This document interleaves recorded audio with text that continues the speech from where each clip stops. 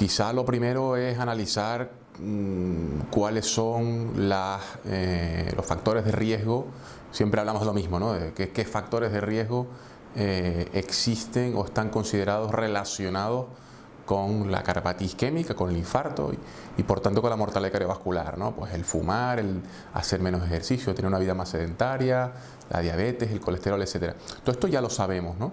Quizá en Canarias hay una prevalencia mayor de algunos de estos factores como el sedentarismo, el sobrepeso, obesidad, la diabetes. Entonces, claro, cuando tú sumas más papeletas para tener un evento cardiovascular, porque tienes estos factores de riesgo, pues más posibilidades tenemos, ¿no? O sea, yo creo que al final se relaciona con los factores de riesgo, con esto que estamos hablando, pero después en Canarias pues pasan más cosas, ¿no? Pasa que la alimentación quizás es una alimentación que comparativamente con otras comunidades autónomas es diferente, el acceso a productos beneficiosos o no, o por lo menos no tan perjudiciales para la salud cardiovascular es peor, es menos accesible que en otras comunidades, porque a lo mejor el poder adquisitivo de familias es mucho peor que en otras comunidades o en otros entornos de Europa, y no podemos acceder a comida menos perjudicial, ¿no? Y accedemos al final a la comida basura, a la comida rápida, y esto junto con lo otro que venimos hablando pues suma muchas papeletas para tener eventos cardiovasculares. O sea, al final no es solo los factores de riesgo, sino que son muchas cosas las que deberíamos de analizar para ver por qué Canarias se sitúa siempre en la cabecera de la mortalidad cardiovascular. El trasplante yo creo que era una necesidad, que en Canarias existiera la posibilidad de tener trasplante cardíaco. Por varias razones. Primero, porque Canarias es una comunidad con una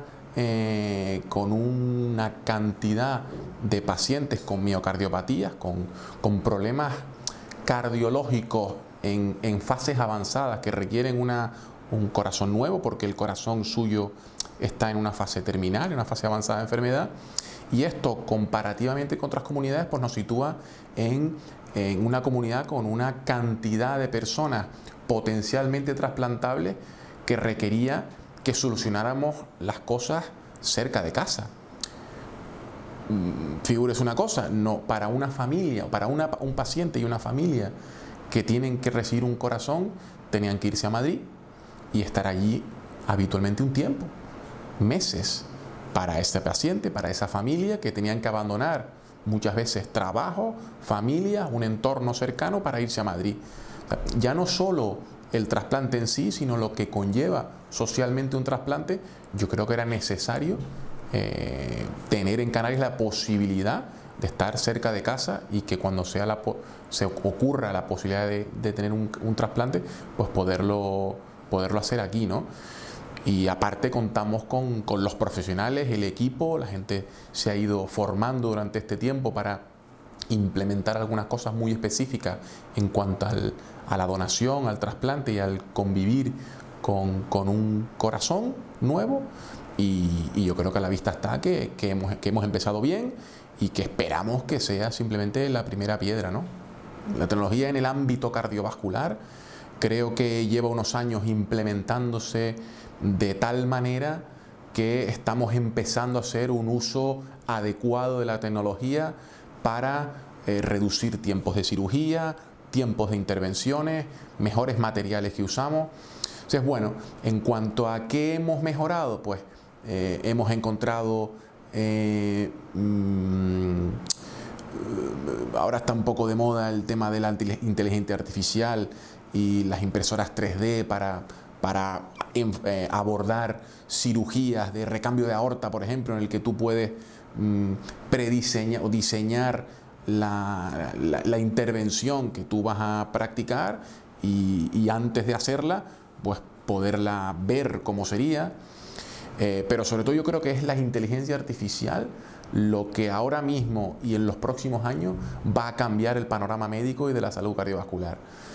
¿Por qué? Porque vamos a poder usar la tecnología para ser más eficientes, para reconocer antes algún tipo de patología, por lo tanto la vamos a tratar antes, para que el paciente sea la primera persona que identifique cualquier alteración en casa, porque la tecnología ya está incorporada en las cosas de nuestras cosas cotidianas, en los relojes, va a estar implementado en las neveras, en lo que comemos, en el váter para las deposiciones que hacemos. Todo esto se va a analizar de forma tan directa y tan rápida que se va a encender un chip, una bombillita, y nos va a alertar de personas, pacientes que están en situación de riesgo para desarrollar una determinada patología o enfermedad y podamos actuar antes, ¿no? Quien mejor aborda el conocimiento, quien mejor reconoce qué factores pueden ser perjudiciales para desarrollar enfermedad cardiovascular y los trata, los reconoce antes, pues bien, lo estará haciendo bien. Pero yo creo que es un problema de base, ¿no? Es un problema de educación y es un problema en el que todos tenemos que ser partícipes. Esto no es una cosa de los médicos o del sector sanitario, es un problema de educación desde la infancia, de los colegios,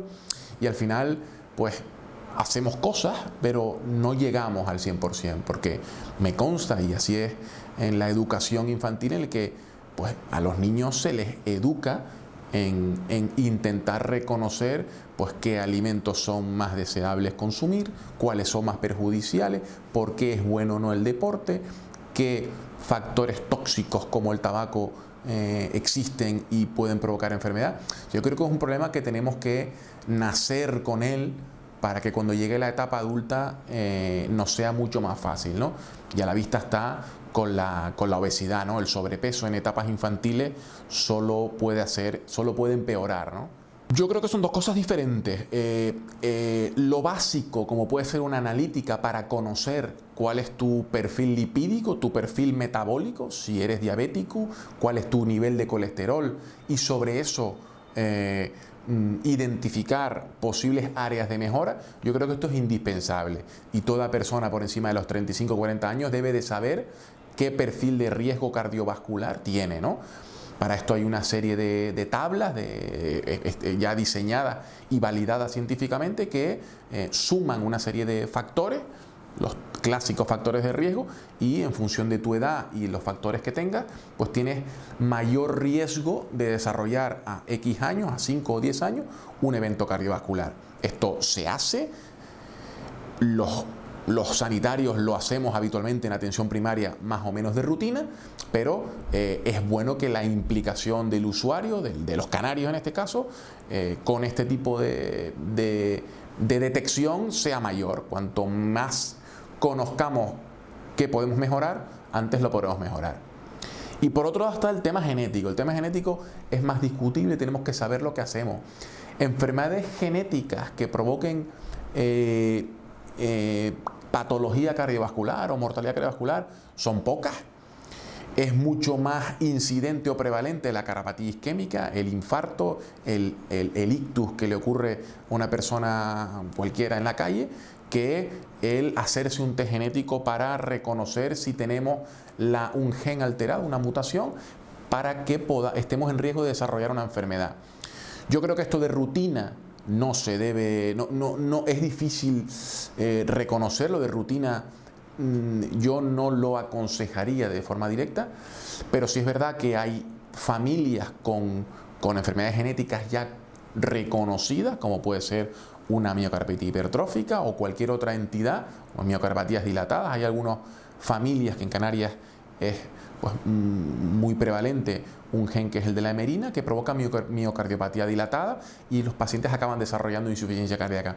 Estas familias sí deben de hacerse un estudio genético, porque la persona familiar que tenga el gen alterado sí requiere de un seguimiento mucho más estrecho, porque en algún momento puede desarrollar la enfermedad, y si lo sabemos y actuamos con precocidad, pues podremos mejorar el pronóstico de esa entidad, ¿no? Creo que en el ámbito cardiovascular hay 3 entidades fundamentales que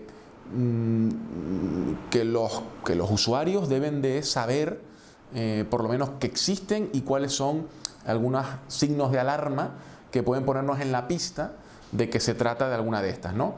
Y es la cardiopatía coronaria, el estar en riesgo para desarrollar un infarto agudo de miocardio, es la insuficiencia cardíaca, es decir, la limitación que podemos tener en actividades cotidianas. No es que me canse subiendo 2 escaleras, sino que a lo mejor en actividades que yo suelo hacer de forma rutinaria, de repente me canso demasiado, ¿no? Esta sería la segunda. Y la tercera es la fibrilación auricular. La fibrilación auricular es una arritmia irregular del corazón, es que las pulsaciones van de forma rápida e irregular. Y esta es una entidad muy prevalente y que puede ocasionar problemas graves como un ictus, ¿no? Creo que son las 3 más prevalentes, más incidentes también en nuestra población y que requiere que conozcamos. Pues el infarto o la angina de pecho es el dolor opresivo, el dolor en el centro del pecho habitualmente, se suele dirigir un poco hacia el brazo izquierdo y hacia el cuello, y que habitualmente ocurre de esfuerzo, cuando hacemos algún esfuerzo y tenemos esa limitación porque nos duele el pecho, ¿no? Este dolor puede ser en reposo, y si es en reposo y se acompaña de una situación de malestar general, sudoración, y que el dolor no cede en pocos minutos, debemos de llamar al 112. Esto no es pedir cita con el cardiólogo al día siguiente. Cuando se trata de un infarto hay que llamar al 112 porque existe la red asistencial código infarto, que es lo que tenemos que poner en marcha cuando detectamos que un paciente tiene un infarto agudo de miocardio. Los excesos son malos en casi todo, y en el deporte es lo mismo. No quiero decir con esto que no hagamos deporte extremo si es lo que nos gusta en alguna disciplina deportiva, y siempre y cuando estemos bien asesorados por entrenadores y un asesoramiento un poco más médico, ¿no? más de preparación previa, ¿no? Pero lo que no es aconsejable es que una persona que muchas veces nos encontramos con, volvemos a lo de antes, personas con factores de riesgo, fumadoras, hipertensas y diabéticas, que de repente, porque le han dicho que hacer ejercicio es bueno y tenemos un boom con el running, que vayamos a correr pues 10 kilómetros sin preparación previa, sin conocer cuál es nuestro estado de salud previo. Entonces estas personas son las que realmente están en riesgo y las que son más susceptibles de sufrir un problema durante un ejercicio extenuante. Pero nuestra recomendación siempre es la misma. Yo creo que si nos vamos a someter a un esfuerzo mantenido que suponga el hacer más de 10 kilómetros de forma habitual, yo creo que esto requiere una valoración deportiva que habitualmente pues incluye un electrocardiograma, un ecocardiograma y en muchas ocasiones una prueba de esfuerzo. Creo que si nos gastamos en comprarnos unas zapatillas deportivas 150 euros, ¿por qué no vamos a invertir en salud? Efectivamente, yo creo que esa es una pregunta muy buena y que es adecuado que intentemos ayudar con alguna recomendación, ¿no? Creo que lo primero es separar lo que es un infarto de miocardio y lo que es una parada cardíaca, ¿no? Pueden estar relacionadas, pero no es lo mismo. Un infarto de miocardio, la persona que está sufriendo un infarto está consciente y es la persona quien pide ayuda, o en la que encontramos pues una serie de signos de alerta, como esa persona se suele quejar de mucho dolor, lo encontramos, puede estar pálido, sudoroso y demás. Ante la sospecha de que el paciente tiene un dolor en el pecho y lo encontramos con un mal estado general, lo primero que debemos de hacer es pedir ayuda. Pedir ayuda a los que estemos cerca y, sin perder tiempo, llamar al 112 e informar al coordinador 112 que nos encontramos con una persona que tiene un dolor fuerte en el pecho, tiene mala cara y creemos que puede estar sufriendo un infarto o algo similar. Ya él nos indicará qué hacer. Pero lo primero es pedir ayuda. En el segundo caso, en el que nos encontremos ante una persona que sufre un desvanecimiento, una persona que se cae en la calle y vamos a socorrerla y no responde, lo primero que debemos de pensar es que esa persona sufre una parada cardíaca. A partir de aquí, cualquier cosa que hagamos va a ser mejor que no hacer nada. Y yo creo que esto es el primer mensaje que debemos de transmitir a la gente, porque a veces escuchamos, no lo muevas, que si lo mueves, que si el cuello, que si la posición. O sea, si nosotros no hemos visto evidencia de que ese paciente ha sufrido un traumatismo en el cuello, y aunque lo hubiera hecho, si esa persona está en parada cardíaca, es decir, lo estimulamos y no responde para nada, debemos de pedir ayuda lo más precozmente posible a la gente que tengamos cerca y al 112 para informar de que estamos ante una parada cardíaca y comenzar las maniobras de reanimación. Que bueno, que esto igual se sale un poco de la entrevista de hoy, pero básicamente es hacer compresiones torácicas, localizar un desfibrilador si es que lo encontramos cerca y alguien nos puede ayudar, pero lo principal y lo que nos va a ayudar es pedir ayuda de forma precoz, porque ya no estaremos solos, estará el coordinador en el manos libres indicándonos y guiándonos en qué tenemos que hacer. Pero por supuesto lo que nunca podemos hacer es no hacer nada. Cada vez hay más desfibriladores. ¿Cuál es el número ideal? Es muy difícil saberlo. Se pueden hacer una serie de estimaciones y en algunos momentos hemos tenido reuniones con el Ayuntamiento de Santa Cruz y con el Cabildo buscando estrategias que favorezcan que haya desfibriladores accesibles en Santa Cruz o en otras provincias y municipios, ¿no? El problema quizás no lo veo yo tanto en el número total de desfibriladores, sino en la información que tenemos acerca del desfibrilador o en la disponibilidad del mismo. Es decir, si ponemos muchos desfibriladores, pero estos desfibriladores no están accesibles o no sabemos cómo usarlos, a mí me quedaría con cara de tonto si yo puedo ayudar a una persona en el parque si sufre una parada cardíaca y resulta que hay un desfibrilador en el kiosco, pero el kiosco está cerrado. Entonces, al final yo creo que es un cambio de mentalidad, y lo primero que ocurre con los desfibriladores es que desconocemos cómo funcionan, que son dispositivos seguros, que no vamos a tener un problema porque lo usemos cualquier persona, no nos va a dar una descarga a nosotros, solo van a descargar cuando tienen que descargar. Entonces, lo primero es tranquilidad, informar que los desfibriladores funcionan y ubicarlos de forma accesible. ¿Dónde? En sitios que no cierren por la noche, en sitios que tengan disponibilidad 24 horas los 7 días de la semana. Porque una persona se puede salvar si sufre una parada cardíaca si es de día, pero si es de noche no, porque resulta que está cerrado un centro comercial o lo que sea. Creo que los desfibriladores tienen que estar accesibles y la población tiene que saber que existen, dónde están y cómo se usan.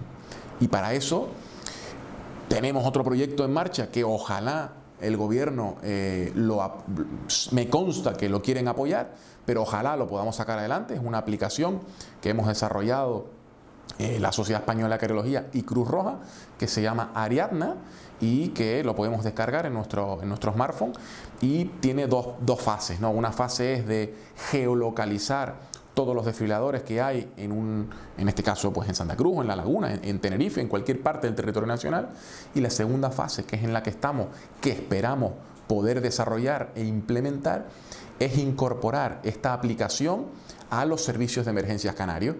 El servicio de emergencia canario ya cuenta con todos los desfibriladores que hay en Canarias que se han registrado de forma geolocalizada, pero si nosotros conseguimos implementar estas dos herramientas, uno, vamos a tener más desfibriladores, y dos, la app permite que los usuarios que se registren en la app puedan participar como voluntarios para ayudar a una persona que sufre una parada cardíaca.